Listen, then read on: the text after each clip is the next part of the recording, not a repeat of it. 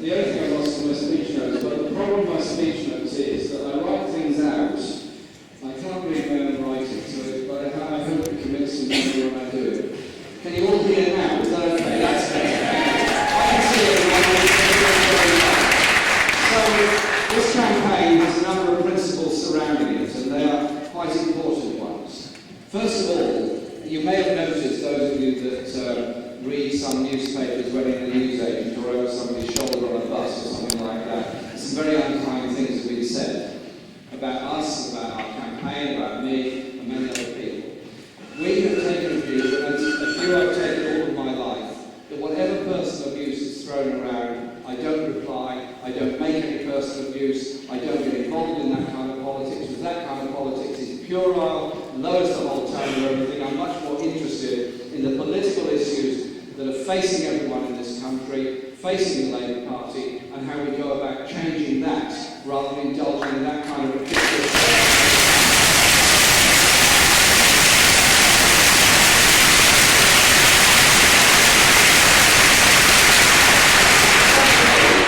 a campaign about how we improve and enhance our democracy, both within our society and within the Labour Party and amongst Labour supporters, because I am fed up with the way in which party structures were destroyed in the mid-1990s, the way in which policy making became the gift of the leader or the leader's office and a few chosen people around the leader, and was handed down through the party structures and somehow they're expected to be carried out onto the doorsteps by lots of loyal Labour Party workers. That is not the way any democratic party in a democratic society should operate and should do business. And so one very strong demand we make is that whatever the results of this election on September the 12th, next Saturday, we're determined to change the whole way in which debate and structure and policy structures take place in the Labour Party, so it becomes fundamentally bottom-up rather than top-down.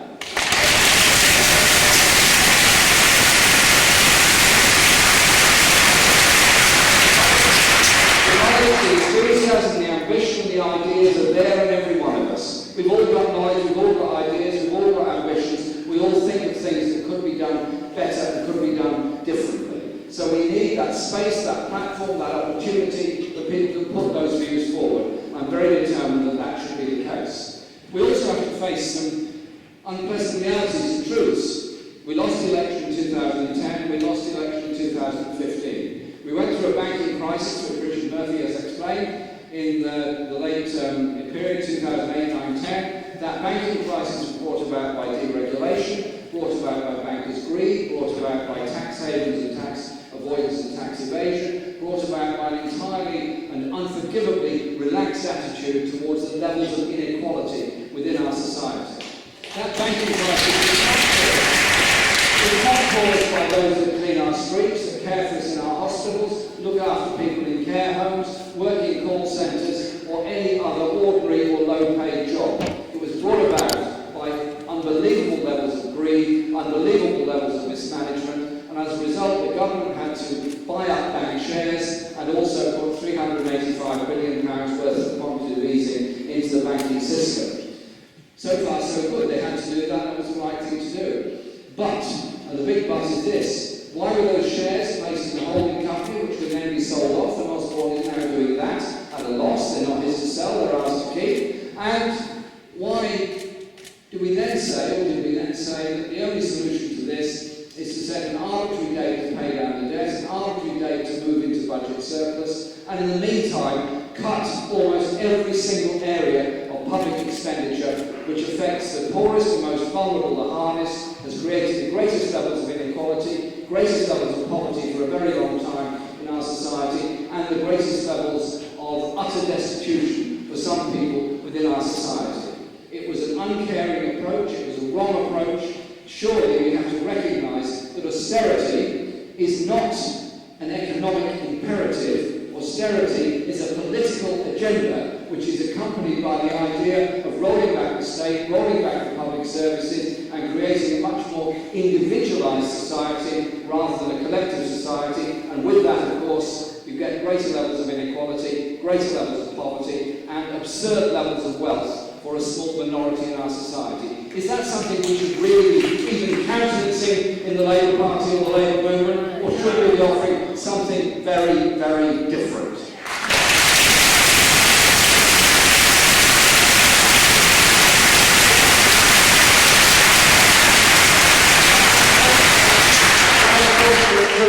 Has to be faced. It has to be faced that in the 2010 election we were, to quote one of our frontbench spokespersons at the time, offering cuts that even Margaret Thatcher didn't dare to dream about.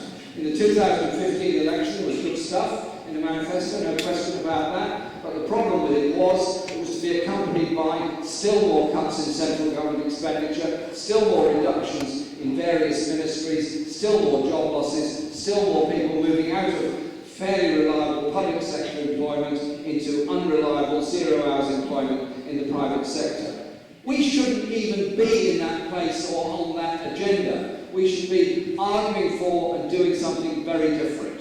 And so there's two fundamental themes to our campaign of how we go forward from here. The first is economic. We've put forward a number of policy papers, all of which are consultations, and in particular the one on economics, which Richard was talking about just now, is about investing in a productive economy, is about setting up a national investment bank that would be funded by a combination in a flatline economy of quantitative easing and other times by sale of bonds, but it would be about investing in infrastructure needs across the whole of the country, investing in education, investing in housing, and investing in high-tech engineering jobs in a planned way so we have an expanding rather than contracting manufacturing sector in this country. The skill levels that are there and underutilised in many parts of the country are quite absurd and quite wrong. We've become grossly imbalanced. 80% of people working in the service sector,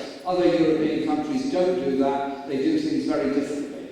This is condemned by some journalists as being absurd and left-wing, etc., etc., etc. If I was making this contribution in Germany, people would say that's absolutely sensible, normal thing to do. Most countries that want to maintain a balanced economy do that kind of thing. And when we were condemned for originally producing this document, we then received a great deal of support from many other people, economists, including Nobel Prize-winning economists, for challenging the whole notions of austerity and putting forward the idea of a much more balanced, fairer economy within our society. I think we have changed the political debate, the political agenda by that document that was put forward. That in itself is important, but it's also something about how you organise society. Is government's function a book balancing exercise, or is government's function to ensure that the entire society is able to live, survive? People do get housing, do get jobs, do get schools, do get hospitals, do get benefits when they need them. Surely that should not be up for grabs. That should be fundamental to how we approach things. But it's also a question of the role.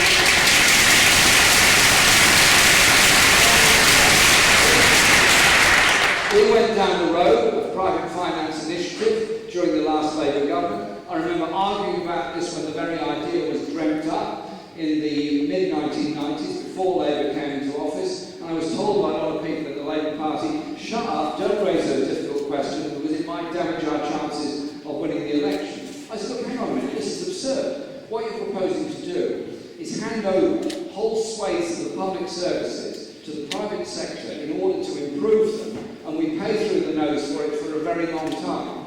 It is an absurd way of investing. Suppose you built a hospital for £1 million and you paid 6 million quid 10 years later not to own the same hospital. Doesn't seem to me to be very sensible or very good economics. Far better that you invest in it as a public service through the normal methods of public financing, and you have the hospital yours for all time, ours for all time, not absurdly expensive and not with a priority payment to a PFI hedge fund to be the first call on any hospital or school budget. Turn it round, do it the other way, do it as a public service.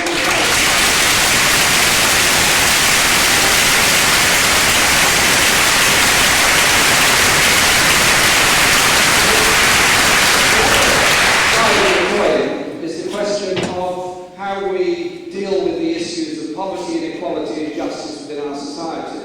When this Tory government came in 2010, their first thing to do was the emergency budget. And water available for us,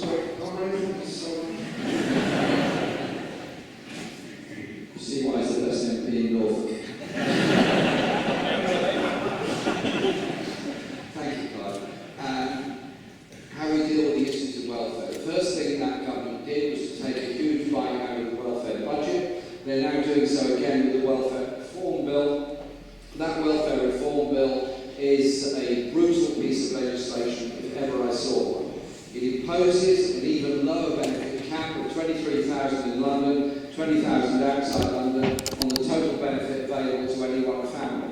It sounds a lot of money until you look at the levels of private rent in this city, in Cambridge, most parts of London. Look at Oxford, look at York, look at parts of Manchester, look at parts of Edinburgh and many other places, and you see an out-of-control private rented sector with private sector landlords charging absurdly high rents that are subsidised by DWP payments through housing benefit. Can't we instead turn it round, regulate the private rented sector, control the levels of rents, and give people real security remaining in those places rather than 6 months of short-old tenancies with all the stress and tension that does to those people or children that are forced to move schools every 6 months. We can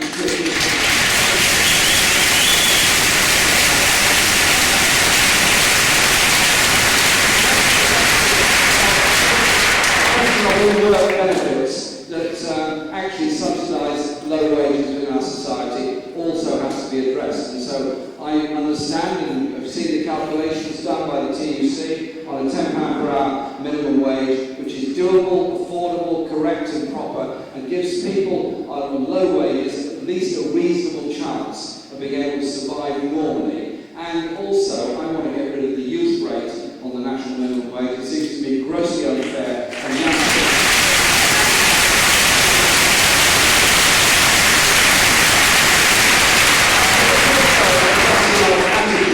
on the welfare state and welfare systems. There are horrendous problems for people that have been approved as fit for work on the availability for work tests, particularly those with disabilities or those with mental health conditions, approved as fit for work when they patently are not.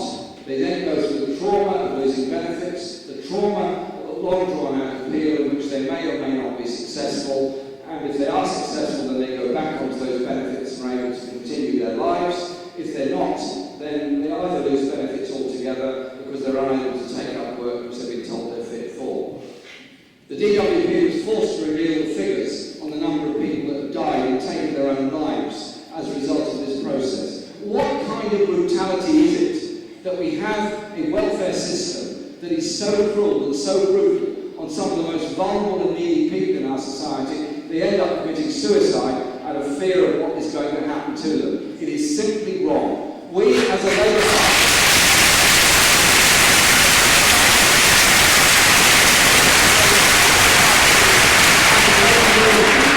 must rediscover our strength, our moral commitment, our determination to say we are proud to defend the idea of a society that will prevent anyone falling into destitution. We're proud to be a society that will help those people that at the moment are reliant on food banks or sleeping in the streets. Instead, we're prepared to tax what is necessary, to fund what is necessary, to help people in a bad situation. Obviously help them to get to work if they're able to get to work, but be proud of the principle of a society that stops anyone from falling into destitution. So no more remarks about benefit scramblers, no more benefit streets on our televisions, no more this abuse of those people.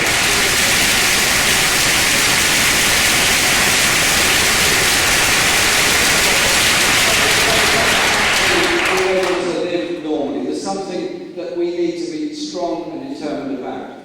And though I'm told by this, some people, this is absolutely impossible stuff because that will mean that the better off, the middle classes, those that are slightly even better off than the better off middle classes, will be too better off to even think about other people. I say to this to them, one day we're all going to be old, one day we all might need social care, one day we're going to have accidents. One day we might become disabled. One day we might need all kinds of help.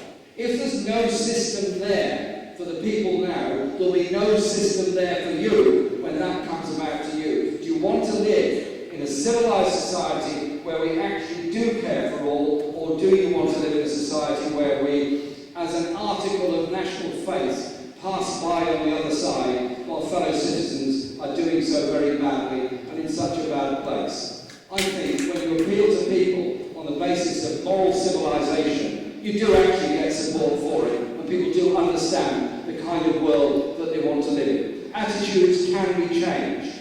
3 weeks ago, all of our papers were condemning refugees and asylum seekers. Our Prime Minister was talking about swarms coming in from Calais and those kind of things. Michel explained earlier about what's going on in Calais, the horrors of that situation. But because of popular feeling, popular understanding, that those people fleeing from the war in Syria, those people fleeing from Eritrea or many other places, trying to get to a place of safety, are human beings, just like you, just like me, who are doing their best to survive in an appallingly difficult situation. Can we not approach this on the basis of humanity, justice and human needs, rather than condemnation of those people just trying to survive?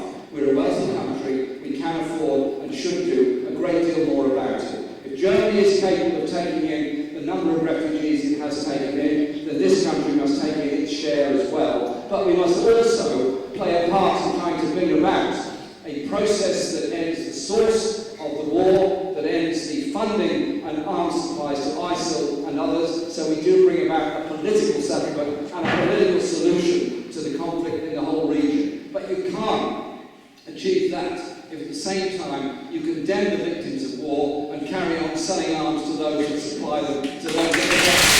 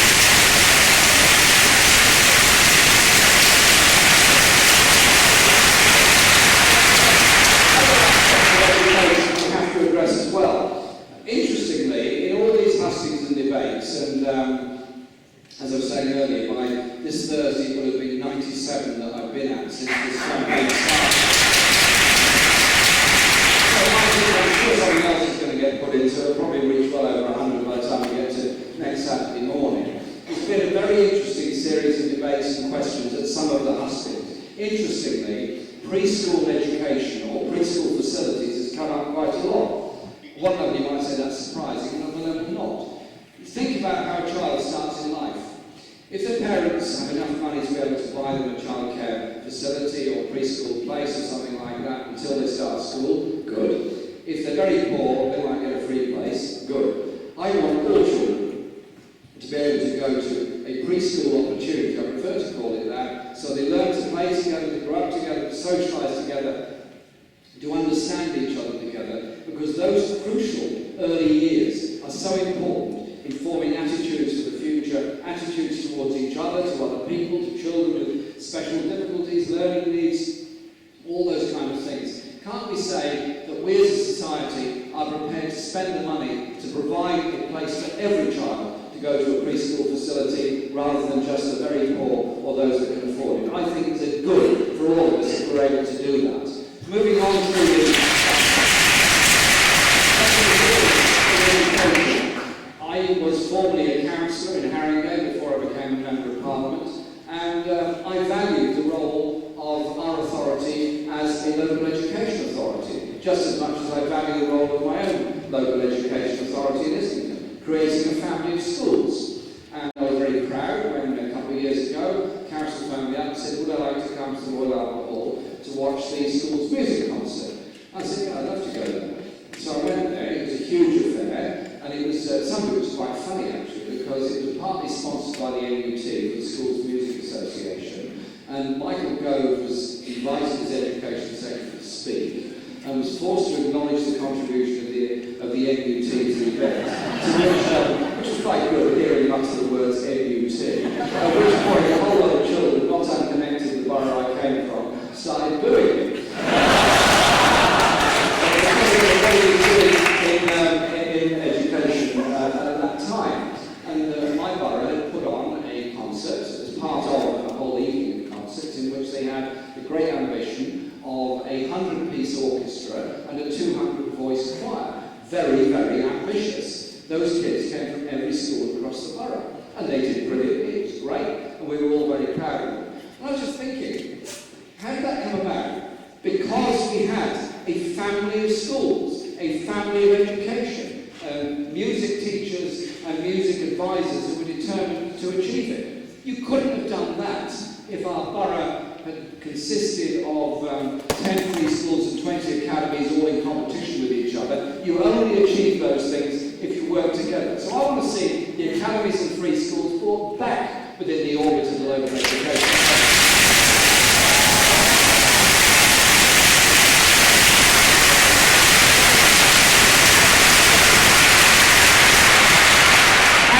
The loss of investment in young people, that's how I used to call it, of the educational maintenance allowance, is absolutely crucial. So many young people from working class families getting that EMA meant they were able to stay on at school, meant they were able to go to college, meant they were able to go into courses or go to university or whatever they wanted to do. That opportunity is now taken away. I don't see it as a waste of public money. I saw an investment in the good of all of us to ensure that every young person can gain their potential and go through to study to whatever they want to do, vocational or other qualifications. I would also want to see much tighter regulation of the apprenticeship system, because far too many apprenticeships are, in my view, not sufficiently well regulated and often become a source of cheap labour for some employers. I'm in favour of apprenticeships, but regulate them properly and make sure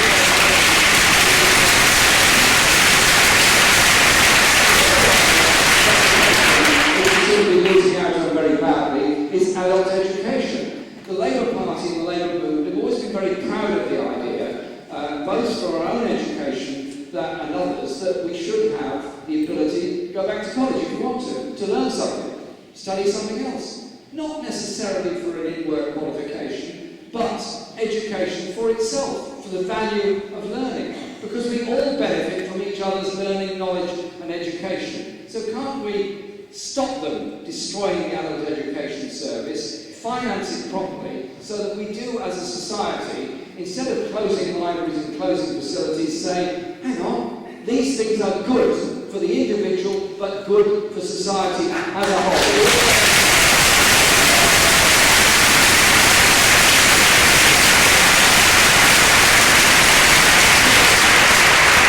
The last area I just wanted to mention is the question of environment and environmental degradation around the world and how we deal with these issues. Because climate change is clearly happening, there are millions of people around the world that are environmental refugees, the damage to our own biodiversity is quite quite serious by some agricultural systems, some planning procedures and other things. And so we've got some pretty tough decisions to make. Tough decisions to make on energy production, how we promote more sustainable, renewable energy rather than fossil fuel energy generation. I'm not personally a great fan of nuclear power and don't want to see new nuclear power stations. I'm also very concerned about the levels of pollution, not just in this country but around the world, and the lack of global regulation in so many areas. It's all very well Europe saying we have tough environmental protection regulations. If we don't have global regulation on environmental emissions, pollution, air pollution and water pollution, we then allow, in effect, the most vulnerable people in cities in India and China to die from asphyxiation from air pollution, making goods that are then imported very cheaply to Western European and North American markets. There's got to be a global approach to a global problem and a global solution to that problem. We need to push very, very hard on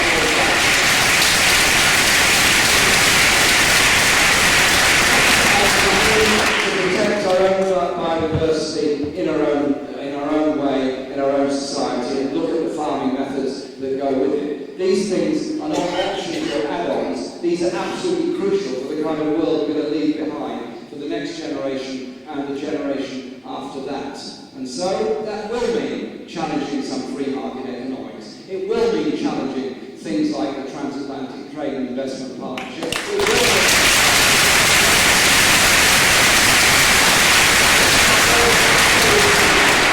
But this, at one level, this process we're going through is about an election for one position in the Labour Party. But at another level, it's something else. Every one of you in this church tonight, I'm sure, has been on a demonstration at some point in your life, yeah? Put your hands up, those who have never been on a demonstration. Thank you. Yeah. Okay. Talk to you later. But most people go on demonstrations against something. We could have been against things, actually. We go on lots of things against things, demanding something stop, something not happen.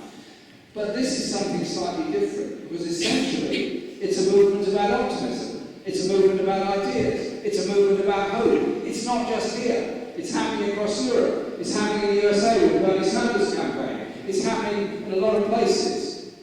We're saying that the next generation doesn't have to be poorer than this generation. The generation that comes after that doesn't have to be poorer than that one. Do we as a society go forward by saying we will blame every arriving minority for our problems, we'll blame every minority for the shortage of housing or the difficulties in the health service or anything else, or do we instead recognise we achieve things together? We achieve things by the strength of our determination to ensure that everyone is housed, everyone has a health service, everyone has a school, and young people do have real opportunities and jobs. And it means that the Labour Party has got to recognise that in losing 2 elections, I think we lost because we were not clear enough about what we were actually offering to people. What's impressive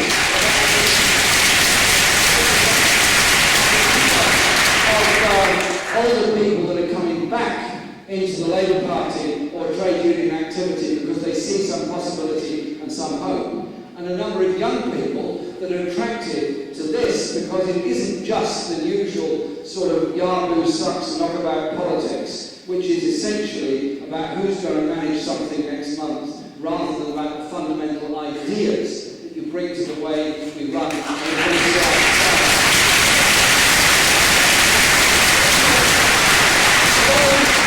Earliest Day were in Burstone, commemorating the Hegelians and what they stood up for in the strike school that was established and ran right up until the Second World War. In July, I was at the Durham Miners' Gala, which was commemorating the incredible bravery and hardship of the miners and all that they put into defending their jobs, defending their class, defending their unions, and fighting for real social justice. We were told by in commemoration of the toll martyrs and what they gave up.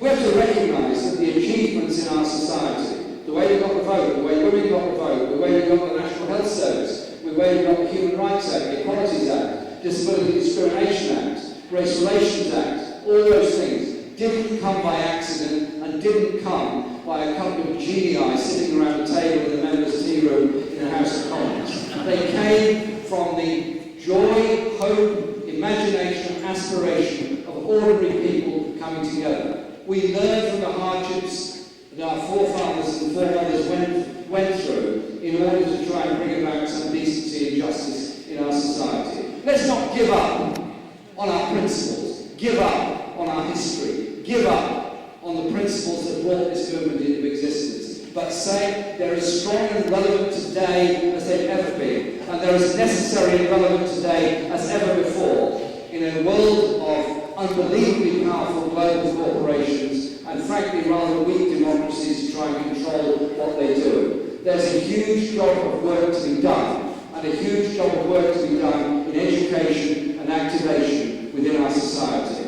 I like to think that this summer of activism has been a very important staging point and start of that particular process, and it's very exciting. If you stay at home and shout at the television, you'll probably make your voice as bad and weak as mine. You'll probably end up going hoarse. If you start throwing things at the television, you'll probably break it. It costs you a bit of money to replace it. And unfortunately, at the end of that, absolutely nothing would have changed. But if you're out there doing things together, working together, having imagination together, you don't always win. No, you don't always win, but you excite people in the process, and you do change things. You do change society. You do achieve apparently unachievable. And so it's not about dreaming. It's about ensuring that the poorest and most vulnerable in our society are not cast aside by the callousness of a market-orientated Tory government. And that there's a Labour Party, the Labour movement standing there with them to support them and work with them, but above all, to bring about the kind of just, decent, democratic society that we value and really want all to live in. That is what this campaign is about. And whatever the result next Saturday, we stay together, we work together, we campaign together. We're on the road, we're on the march together for that decent, just world that we all want to live in. Thank you very much.